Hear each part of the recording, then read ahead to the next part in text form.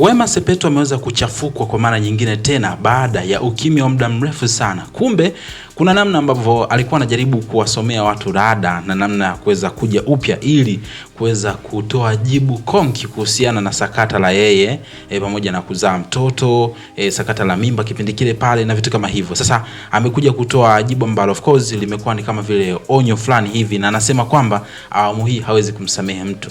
Nitakupa nukuu ya kile ambacho Wema Sepetu aliweza kukisema kwenye exclusive interview ambayo alikuwa anafanywa na moja kituo cha television. Of course ilikuwa ni TV3.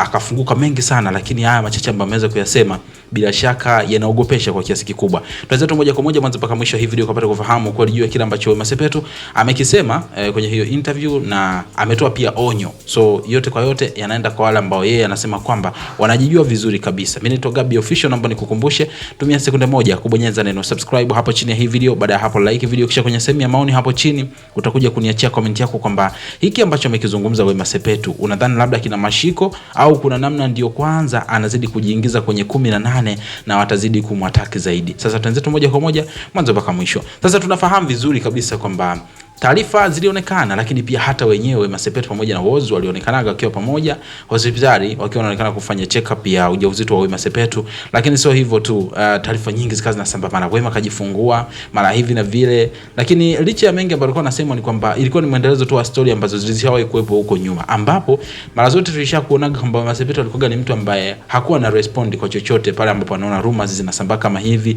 Wengine walikuwa wanabisha na kusema kwamba huyu ni mgumba, kwa hiyo hawezi kuzaa. Sasa baada ya hayo yote kuendelea, Wema Sepetu akaja kufunguka kwenye interview na kusema kwamba moja kitu ambacho kinamchukiza sana sasa hivi ni kuona kwamba watu hawachoki tu kumsema vibaya, lakini pia wengine hawachoki kumzushia kuhusiana na swala la ujauzito. Akasema kwamba kama ilisikika video ama ilionekana video ambayo yeye na pamoja na Whozu walikuwa hospitalini, basi hiyo inawahusu wao. Kwa hiyo hataki mtu mwingine yoyote aweze kuingilia, ni maisha yao. Amepambana kwa muda mrefu sana. Hicho ambacho alikuwa anakisubiri ni moja kitu ambacho kwa upande wake yeye ni zaidi ya neema ya Mwenyezi Mungu. Kwa hiyo anaamini ni wakati ambao ataenda kutua mzigo wa matusi, kejeli pamoja na dharau ambazo walikuwa wanaonyeshwa. Kubwa zaidi akasema kwamba anatoa onyo kwa wale wote ambao walikuwa wanamsema vibaya, walikuwa wakisambaza pia taarifa zake nyingine kipindi hicho, akimzushia kwamba na ujauzito kipindi ambacho alikuwa hana, na akasema kwamba awamu hii atawanyoosha wale wote ambao walikuwa wanamtukana matusi mtandaoni na walikuwa wanamsema vibaya, especially wale waliokuwa wanasema kwamba yeye